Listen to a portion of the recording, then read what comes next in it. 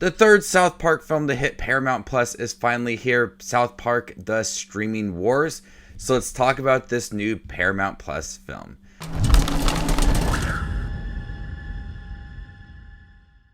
How's it going, movie watchers? Thank you guys for stopping by my channel. Today we're going to talk about South Park: The Streaming Wars. This is part of that huge deal that Matt Stone and Trey Parker have with Paramount Plus, where they would release 2 South Park films a year on Paramount Plus. This is the first one this year, The Streaming Wars. I did not know anything going into this film. My initial thoughts were it's going to be about streaming services and like Netflix, Paramount Plus, Hulu, Disney Plus, the streaming wars. No, it's literally about streams from the mountains and how people are promoting their businesses on the streams, and companies can buy streams. So we have a streaming service. Leave it to Trey Parker and Matt Stone to make a film about streaming services, but it's literally about streams. There's so many metaphors for streaming services.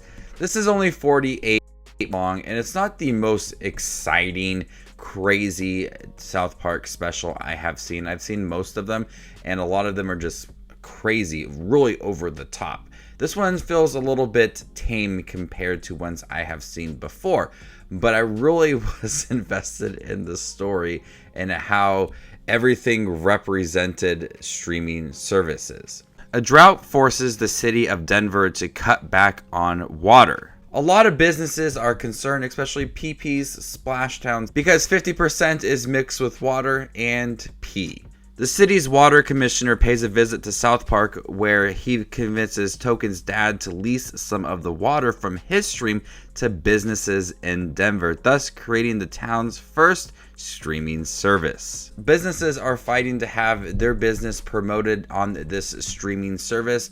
Stan and his friends are creating these popsicle boats that feature their business that goes down the streams. So it's quite literally a streaming service. It's a streaming war, but not what we thought initially was going to be about. First, we gotta have Cartman in here. Cartman's story is very bizarre. It's focused on one singular thing. He wants to be in a rich house, not in a trailer that he lives in. He wants his mother to get breast implants so they could live in a rich person's house because they are attracted to large breasts, and that's like this Cartman's story, and it's really crazy, but it's absolutely hilarious. One of the side stories that I found absolutely hilarious is Randy Marsh and how people call him Karen, and the more we focus on Randy, the more he is acting like a Karen, and he starts to call other businesses, call the police, tries to block some of the streaming services. So we have all these different kind of stories going on with the streaming services of Cartman as well, but Randy Marsh's story as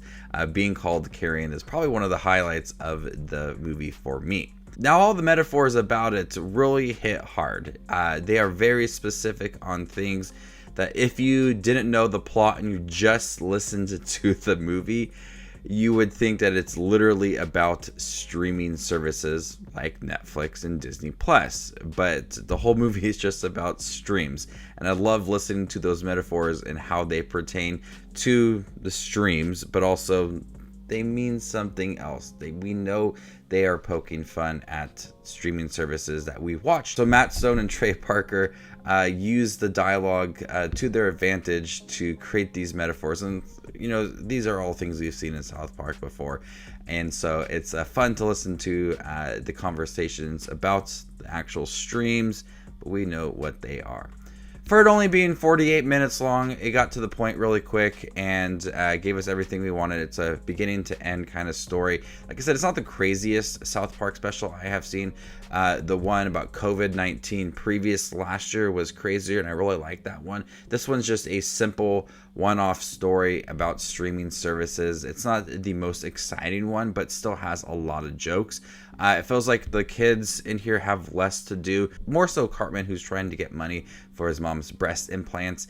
but it's more focused on the streaming services and a lot of Randy Marsh as well, and he's always hilarious. I can't really complain about that. But overall, quick 48 minutes. I got some laughs, a lot of metaphors about streaming services, and we know the intention behind all of it. Some smart writing too about streaming services that really pokes fun at it and how a lot of people are truly invested in it, and it gets really oversaturated and everybody wants to have a streaming service.